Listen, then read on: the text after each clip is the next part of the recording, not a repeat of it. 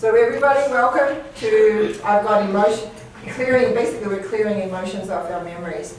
And to me, this is such an important aspect, and it's kind of something that's come from years ago when I was doing, in my learning about how to process people's inner children. We don't talk about that much anymore, but the aspect is that we, for mind, we're going to talk about is how we freeze in space and time. And when we freeze in space and time, we freeze in the emotion that was going on at that time. And that aspect of ourselves does not grow up. It's stuck there in that energy, in that emotion that it is. And what happens is quite often when we ask that, when it's kind of like a gestalt memory, go inside and talk to your memory and get them to talk to you, and you ask them, do you know you've grown on up? They will tend to say, oh yes, I've grown on up. So you ask them, what age? Let's say they were 4. 16, you know, and you might be in your 50s or whatever.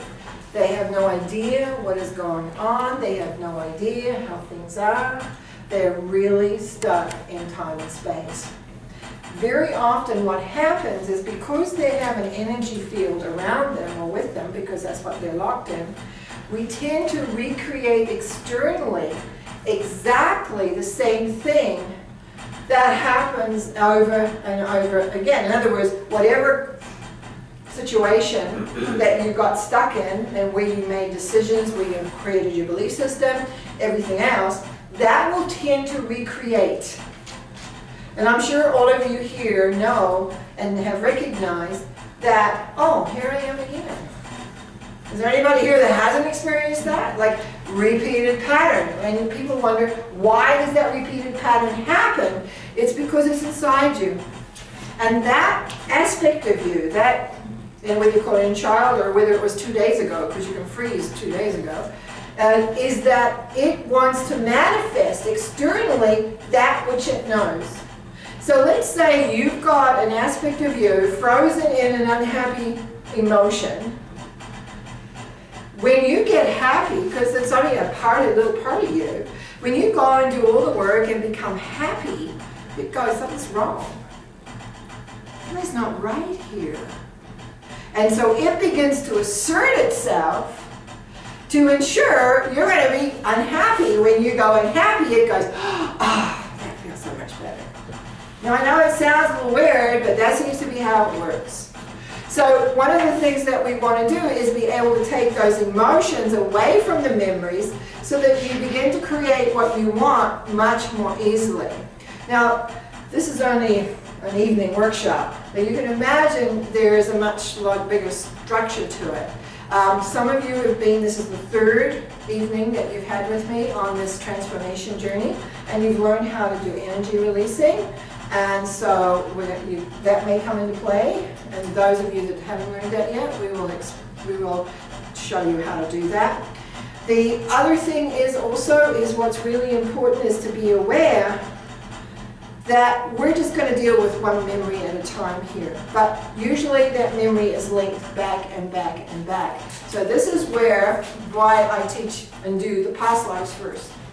Because past lives is where most of this stuff all comes from. Even if you're frozen in this life, it isn't usually something new. It comes in because whenever you experience a feeling anyway, you reach back in your memory banks as to the last time you experienced it, and you make the same decision as you made last time. So those that were here last month learned that all our early decisions about things come from past lives. So which is why we did this the way we did it.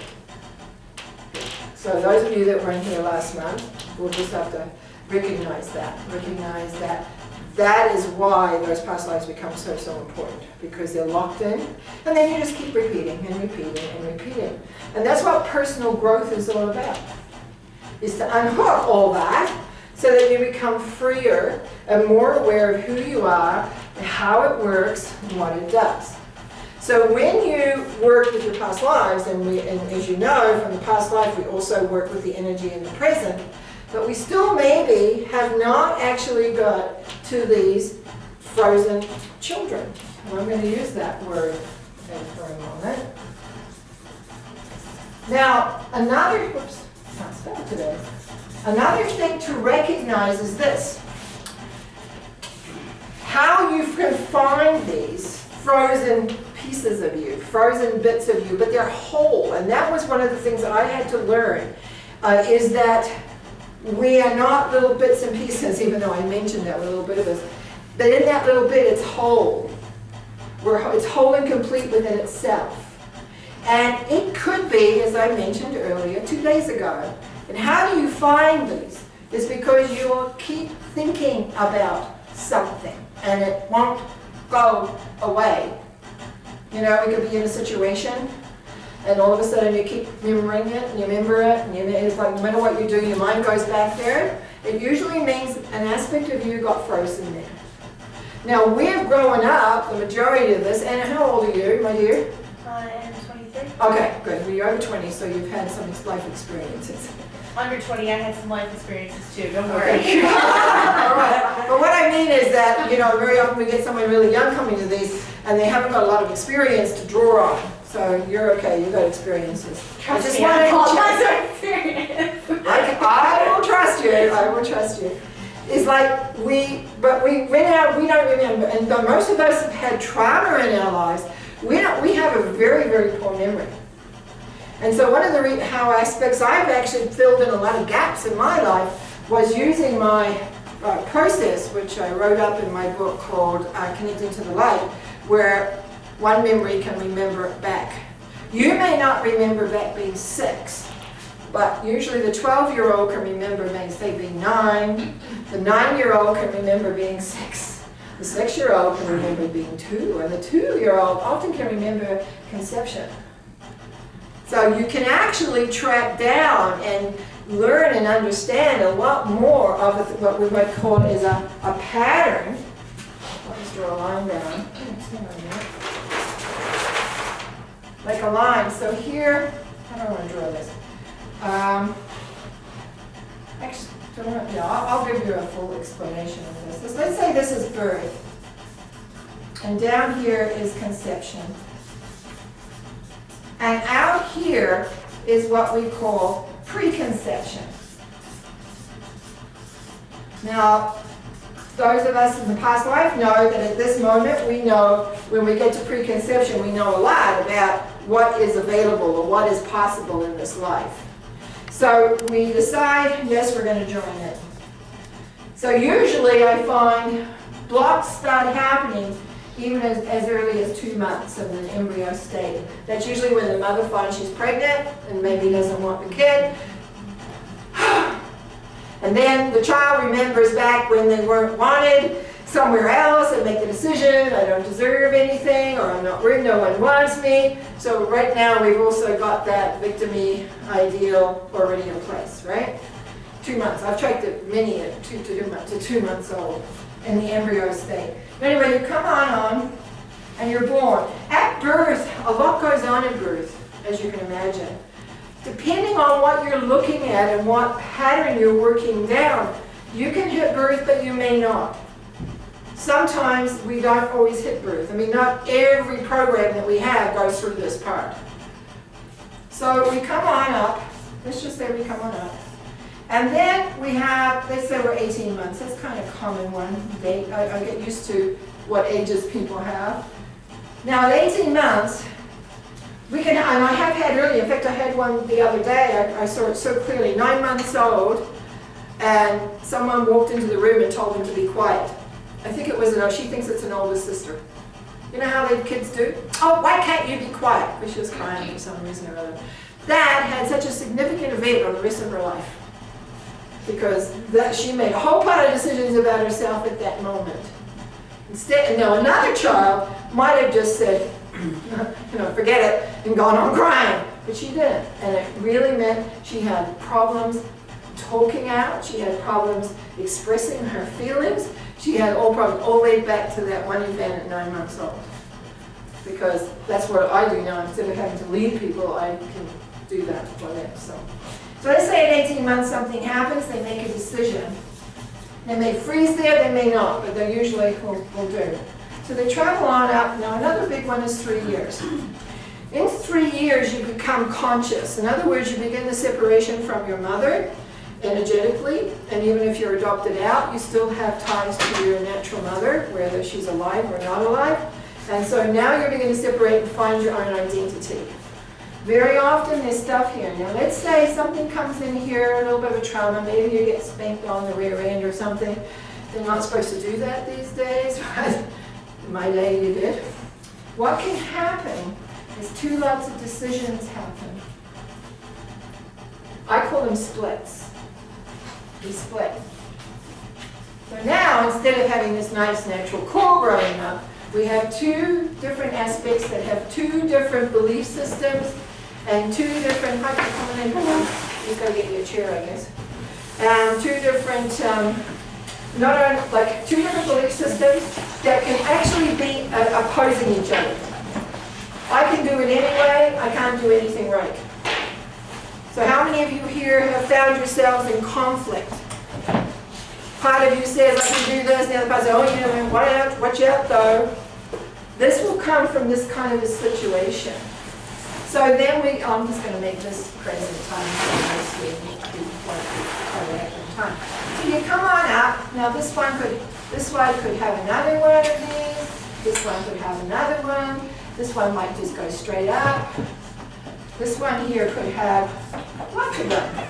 Like a little cherry tree.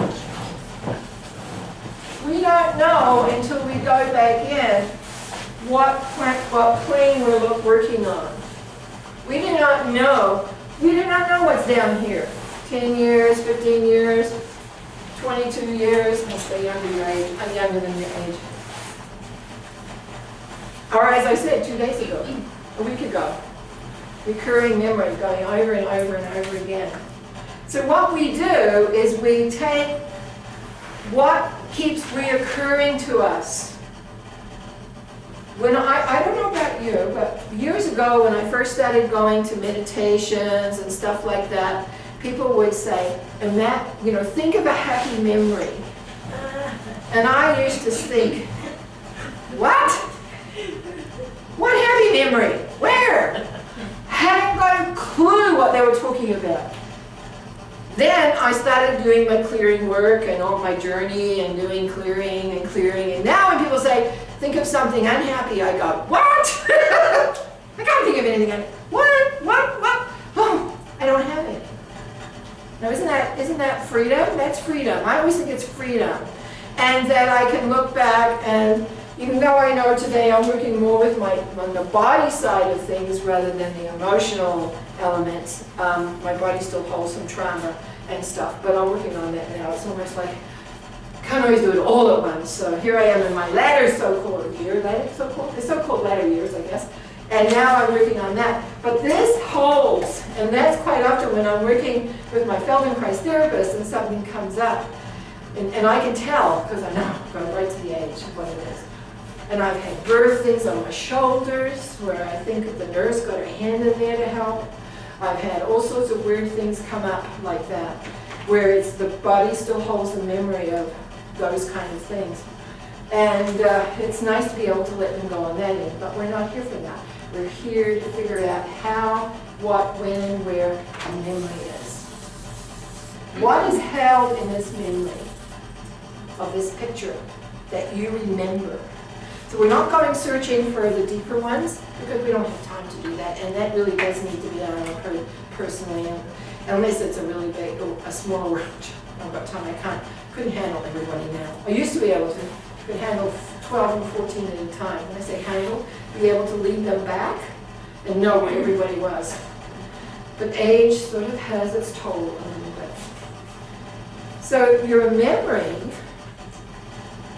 is going to be important. So if you haven't got, I'm hoping to get through several memories. If you haven't got a memory that you're aware of, and I don't really, when we first start this, I don't want you picking the largest one on the block. Some people, oh, we're going for this biggie, This is a group. but I want you to learn the process. I want you to know how it works, because there's many memories we have we can easily shift. And if you find something that's really quote-unquote big, then you come see me, because that's my job. Okay, any questions up till now? Anything at all? Any? Always nervous when there's no questions. It either means I really have done a good job, or I've left everybody going, what? So nothing. Do you understand what I'm saying here? Okay, so I've done it. Okay, so I always get nervous when there's no questions. All right, so let me see, is there anything else I want to go through?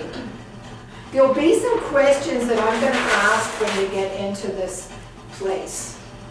When we get to that place, there's going to be some questions I'm going to ask you. I'm going to ask you to go into that memory, to take yourself in there. You can take yourself mentally, you can take yourself in physically, like mentally. See yourself? You're going to ask that memory to talk to you. So you don't want a memory that's moving. It's not a movie. We want a still frame, because you can't talk to a movie.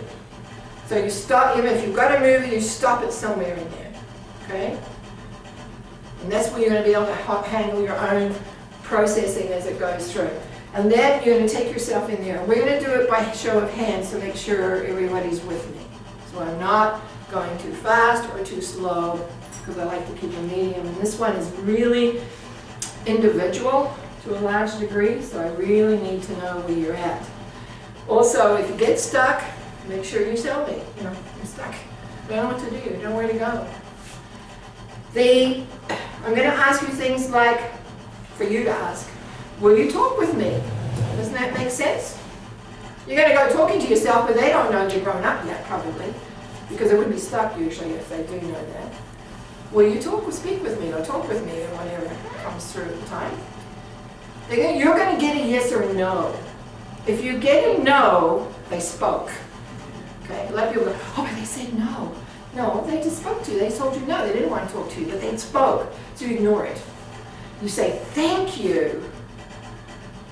Sometimes, and then you can ask them, hey, do you know that you've grown on up?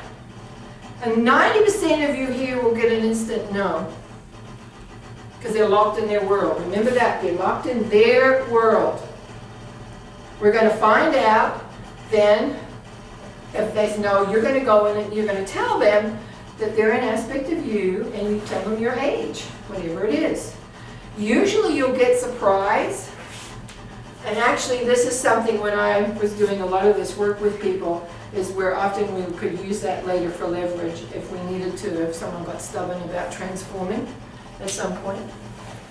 We're going to ask them what their beliefs are about life, because you need to find out, what did you decide back then? And some of the decisions you're going to come up with, so those of you that got pen and paper, that's great, because you can write down what you get, because I don't know about you, but I can't hold it in my head anymore. And you write down, what do you believe about life? What do you think about life? Some of them don't get the word belief, but they understand think. What do you think about life? It sucks. Then, this is where you get creative. What makes it suck? What makes it suck? Just get a little bit more information. Ensure the questioning is workable. Then ask about, we're going to ask different things, like most of us work, right? We all work, so what do you think about work? What do you think about, usually if it's really young, and I don't know the first memory is going to be, I always like to find out what they think about mom and dads and men and women, but that isn't necessarily what we need to do right here. We're going to find out how many of you are interested in money. You'll be surprised how young kids have views on money. Any of you interested in money here? Put your hands up high so I can see, because otherwise I won't include it. Some of you might include it. Always find it interesting. I've heard the most fascinating things come from these little tops that you wouldn't think even knew. And if they don't know anything, they'll go, huh? Huh? What are you talking about? They don't get it, right? Which is fine. Now you know. Well, they don't know. But some of them think, oh, it's terrible. They have all these beliefs from their parents or somebody. A girlfriend of mine created she had a business and everything, but she realized All her beliefs for money came from a conversation around her family table when she was about 12 from her Uncle Tom. I guess he was going on and she just took it right in. And there are all the beliefs. So, you know, you just never know where things are coming from.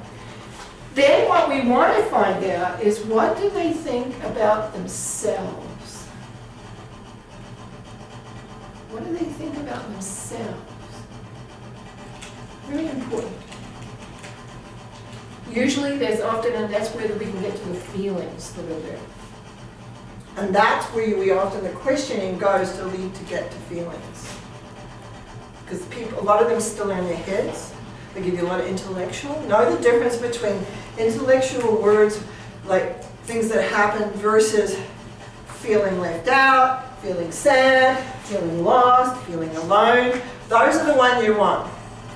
You want, if you can, to get to a feeling. But you see, we've got to build up a rapport before we can get to that feeling level that you are wanting to let go of. Now, does that make sense? I mean, I'm going to be leading you, and I'm here to say if you get stuck, what to do and say. That's my job. Yes, because that was pretty much what I was picking up on, is because you want to get into the feeling, and you do the I am that I am with that feeling to get yourself back to your center of yourself. But it's the thinking, because so many times it's the thinking that causes the block or is the discordance with your feeling. Yeah. So yeah, that's very interesting. Yeah, but then the feelings, and what we want is, feelings hold the emotions, and it's the emotions we tend to recreate. Because with that, we'll get the mental stuff. Right. We'll get the mental, because the feeling, see, a lot of people don't know. From my model is that the thought comes first, then comes the feeling. Crash! Then comes the feeling. So we want to clear the feeling so that it frees up the thought to get that transformed and let go. Okay? Any other questions? You had your hand up. What if, how much are you going to get from the person, the little, You'll be surprised.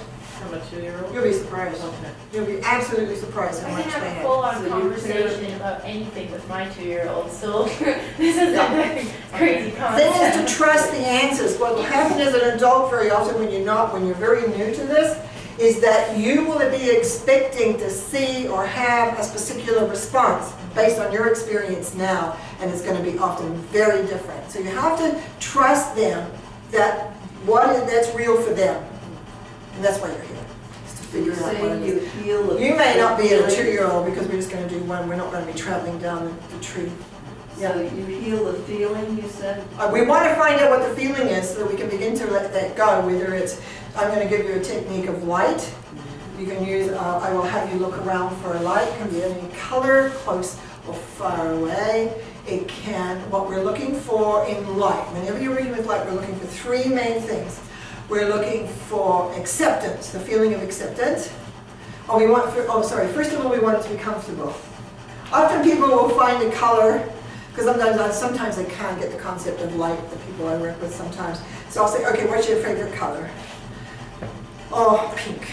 Quite often people say, okay, I want you to feel the pink around you and tell me how it feels. That gets them. What do you mean? The colors of pink. How does it feel?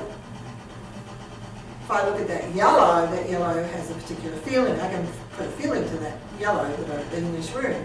So how does it feel? And then they'll say something. And then I'll say, well, is it comfortable? Your instinct is to say yes. That's their instinct, because they want to please, right? But you can tell by how they say it. I'll say, is it really comfortable? No, it's not really comfortable. It's a bit cool. So, okay, look around for another color. What can you add to it? You never go for a jump to another color. You always add. And then so we get comfortable. Then we're looking for that it's accepting of you. And once we have accepting, then we're looking for loving.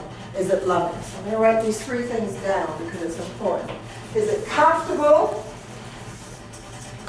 It must be comfortable, because you're going to bring it inside. It's going to be your transformational element to clear the emotions out. Is it accepting? Does it accept you? And most important, is it loving? Because what happens with all these emotions is that they're separated from the love source, which is why they got stuck. So what we're doing is bringing them back to reunite them with that core of love that is there. So we need to be able to feel the feeling of love.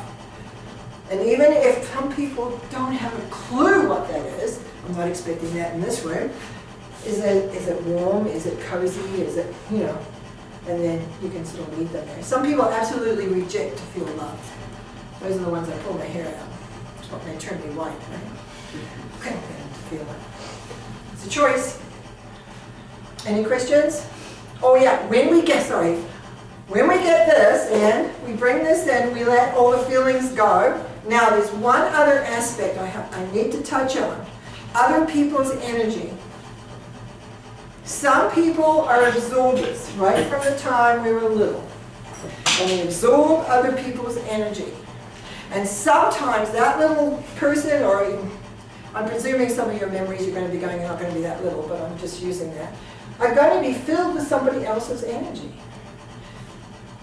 The key I always find is when that memory does not transform, in other words, will not let go, it is not your energy. Your energy loves you, wants to support you, wants to do what you want to do. Other people's energy, and I better not swear here, really just don't give a damn. They just don't. Because they're invested in their own, whatever it is, their own program, their own thing that you took on. And this is where the energy release element helps, because it's the only way to do it. Because the light's not going to transform them. You're just going to move that energy out. And so then you'll find, you might let's just say we have, let's say 100% of a child, or of a memory. And all of a sudden we move out 80% of other people's energy. So you've got 20% there. Once you've got that, it'll shift really easily. It'll shift everything. It'll let all the beliefs go. It'll let everything go. Remember, was it the first night we did this, we had the affirmations? Because we'll be using those again tonight. So, you know, it's like we get the ones in that we need to get in there so that, the beliefs, attitudes, and judgments. Now, if we were working, just to clarify this, if we were working for a specific thing, lack of money, wanting to do well in business, being open to relationship, then we would be working specifically with those. But we're going to do this randomly because we've got a group of people, not individual. Any questions? Any comments? Anything?